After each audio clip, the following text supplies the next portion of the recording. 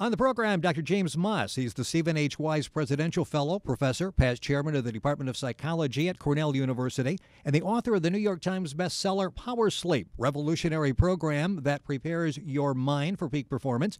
His most recent book, Remy and the Brain Train, is an award-winning children's bedtime story about the need for sleep. Dr. Moss makes frequent television appearances on programs like The Today Show, Primetime Live, Good Morning America, Regis and Kelly, The View, ABC's 2020, and Oprah. In addition to that, he's a noted filmmaker. He's produced 9 television specials for the PBS in this country, the BBC in England, CBC in Canada, and for Dutch, Danish, and Swedish national television. His films have won 42 major festivals. Dr. Moss, thank you for joining us on This Week in America. Rick, thanks for inviting me. That intro was something. It sounds like something my mother wrote. Actually, it came from Mrs. Moss. I got this just a couple minutes before it was wired to me before the program. We're talking about something that's so important. Everybody is dragging all day long. They get in to work, they grab the coffee, they have the coffee all day long. You look over, they're sort of nodding off. And I understand that about 3 out of 4 of us have some type of sleep problem. How much sleep is enough? Well, 74% of us are not getting enough. We're not Wow. meeting our daily sleep requirement. And, Rick, for most people, it's between 7.5 and 8.5 hours. As a rule of thumb, everybody should add about 1 more hour than what they're getting right now. But about a third of us are getting 6 or less, and that just doesn't do it. The problem here is that we don't value sleep. We think sleep is a luxury, but it's not. It's a necessity. And as you mentioned, Rick, 75% of us experience the sleep problem at least a few nights a week or more. We can't get to sleep, or we can't maintain sleep, or we wake up too early, or some combination of all of that.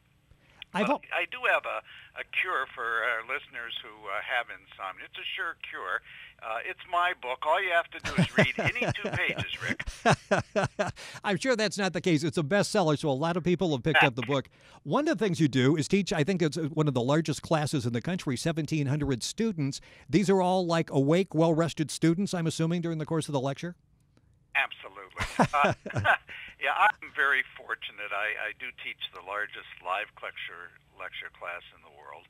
And the problem is when you lecture to kids, and they're the most sleep-deprived segment of the population, and you lecture them about sleep, nothing could be more soporific.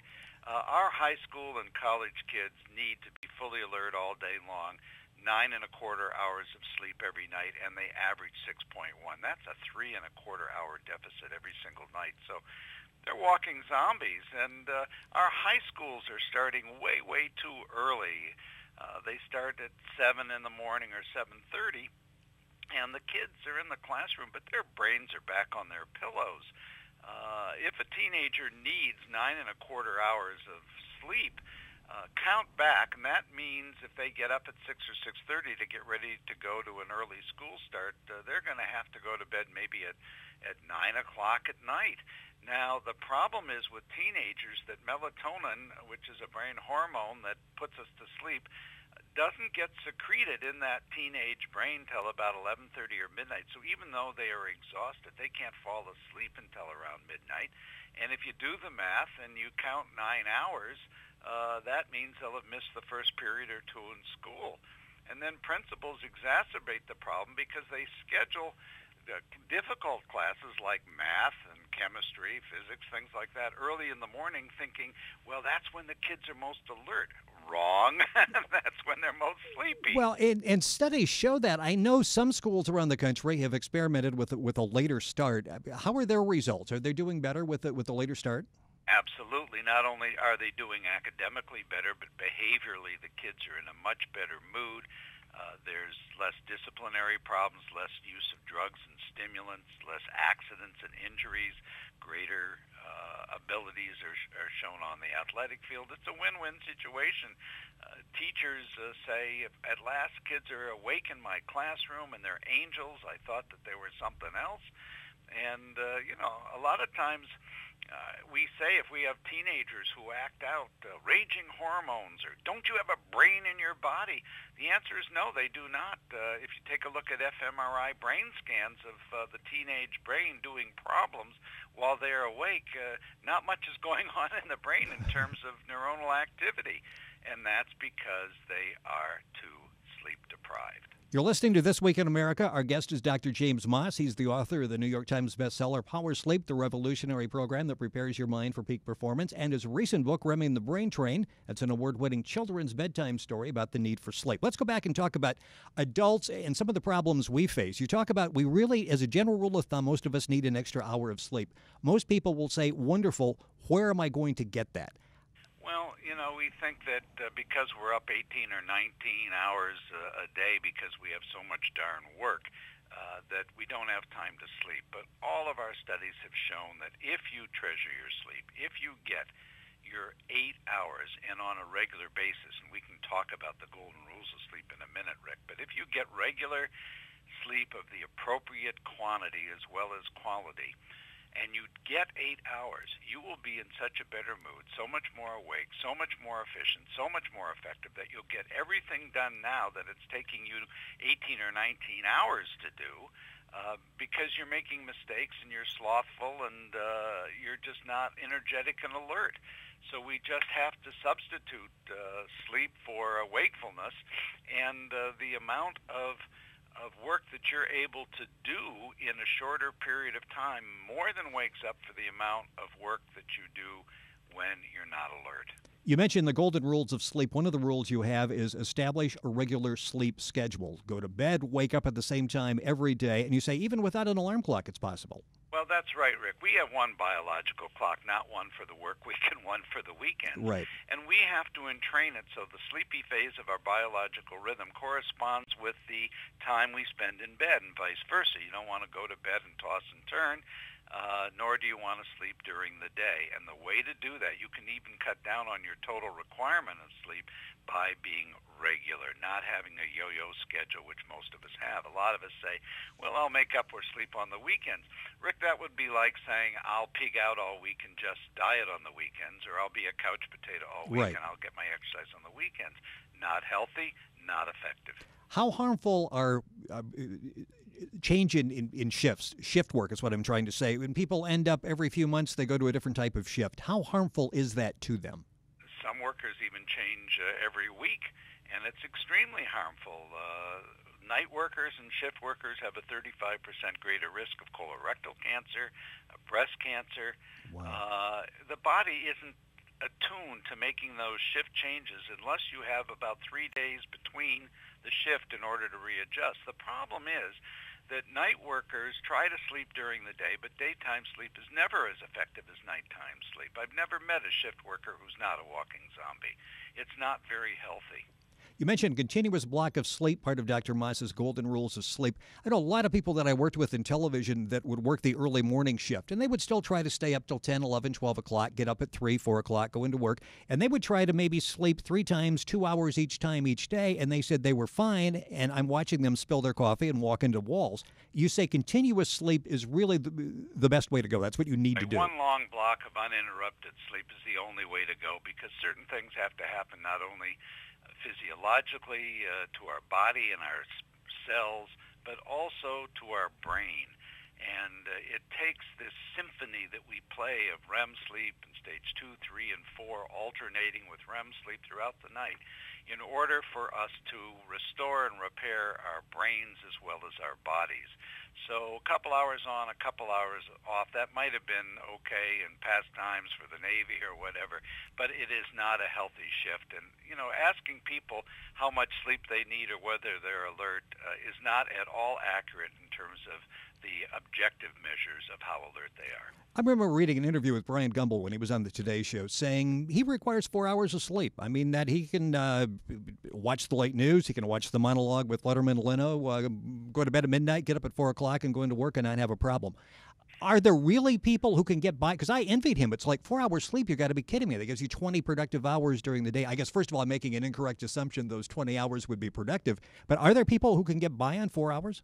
Rick, the percentage of people who can get by on 5 hours of sleep or less and still function well and be healthy, rounded to the nearest whole number, is 0. Wow. Now, sometimes we hear, and genetically, if both of your parents are short sleepers and were fully alert all day long, you might be one of the lucky 1% that can do that. But even in history, we hear, for example, Edison said he only needed 3 or 4 hours of sleep a night. Edison never counted the hours and hours he spent power napping lying down on lab benches. And if you look at the other end of the spectrum, take a look at Da Vinci, Napoleon Bonaparte, Winston Churchill, Eleanor Roosevelt, Albert Einstein. These people needed 9 or 10 hours of sleep. Dr. James Moss is our guest on the program. The program is This Week in America. Information on Dr. Moss on our website, thisweekinamerica.us. You mentioned the power nap. How important is the power nap? And 20 minutes, can that actually recharge you for a while? 20 minutes can recharge you to somewhat the state you were in before you went into that midday slump. I invented the term power nap almost 40 years ago now in response to businesses who loved power breakfast and power lunches. Power nap is better if you're sleep deprived than taking a coffee or Coke break, because coffee, Coke, and nicotine will only destroy REM sleep later that following night and put you into a vicious cycle of sleeplessness. But 20 minutes is enough to not have you go into delta or deep sleep so that you'd be groggy when you wake up, but just enough to restore you for the rest of the day, and not enough to give you nocturnal insomnia at night. Now, if it were possible to take a 100-minute or 90-minute nap during the day and not get fired, I think that would be a great idea for people who are sleep deprived, as long as they don't have to operate heavy machinery or drive or think very clearly the minute they wake up. They're onto something in Mexico with the siesta. I see a lot of advantages to that. Only 7% of the population in industrial countries these days have a siesta. It's almost disappearing. But Sarah Mednick from the Salk Institute out in La Jolla, California, is about to come out with a book called Take a Nap, and I've been lucky enough to get a pre-read on that. And she's suggesting that the entire society shut down for about an hour and a half every day, and we'd be much more effective and productive. And I think she's right. It's going to take an incredible change in society. Wow, yeah, good luck with that one. But I think a lot of people would be much better off if that happened. The problem is now, Rick, we're having fewer people in the workplace expected to do more, and that's going to have deleterious effects. Well, and that's one of the problems when you talk to people about sleep. It's like, I'm expected to do the job of maybe 2 people because we've downsized. Therefore, I'm either going in early or I'm working late. That's got to be a problem in trying to set aside, again, the time to get the proper amount of sleep. Well, it is, but companies are fooling themselves if they think we can get more out of us. It would be like not doing preventative maintenance on a machine. Right. And that machine's going to break down, and the human body's going to break down as well. And companies are finding that. Sleepy pilots, sleepy bus drivers, sleepy machine operators, that causes accidents and can even be fatal. Got a couple minutes left. I want to talk about some tips for a good night's sleep. One is when you're very busy, like last night, for example, I'm going through this interview like 4 times trying to get to sleep. How do you get rid of that stress? How do you set aside what happened during the day, what's going to happen tomorrow, and just allow yourself to relax and go to sleep? Well, I think you have to, first of all, have a quiet, dark, cool bedroom that's a sanctuary only for sex and for sleep, but not for watching TV or instant messaging or on your computer, surfing the web, anything like that. We all now in new homes have master suites. Is that defeating the purpose of a bedroom? It's no longer just a bedroom. It's an entertainment center. You've got the computer there. You've got a sitting area, and you spend a lot of time there. Well, I think that's a good point, and I think it's a mistake unless you cordon off part of the bedroom to be active and the other one to be a sanctuary. And the other thing is, take a hot bath or a hot shower before you get into bed so that your body cools down, which is a nice way to cause sleepiness. Write down your worries on a 3x5 card or say them into a pocket tape recorder or your office Audex machine to dump them as you get into bed rather than wake up in the middle of the night thinking about them. And also, if you're experiencing, pain or colds or flu or anything like that, perfectly good idea to take a safe over-the-counter drug like Tylenol PM to get rid of the symptoms so that natural sleep can take place. And these drugs are perfectly safe as long as they're used as directed and not for more, for example, than 3 nights in a row. Got 30 seconds left. Ambien last year, big controversy, sale over $2 billion, but people saying they do strange things with Ambien. They found themselves up at night eating, going to the refrigerator and eating, and not realizing it's sleep eating. Again, Ambien is perfectly safe when used as directed. The problem is people are taking other medications or, God forbid, some alcohol, or taking it too late at night and then getting up too early in the morning and doing things like driving, which they shouldn't be doing. Dr. James Moss has been our guest on the program. He is the author of the bestseller Power Sleep, the revolutionary program that prepares your mind for peak performance, and the new book, Remy and the Brain Train. To get more information on Dr. Moss, you can go to our website, thisweekinamerica.us, and link on to information regarding Dr. Moss. Doctor, thank you so much for being on the program. We appreciate it. Thanks, Rick, and go take a nap. I'm going to do that. Thank you, sir. We'll be right back on the program.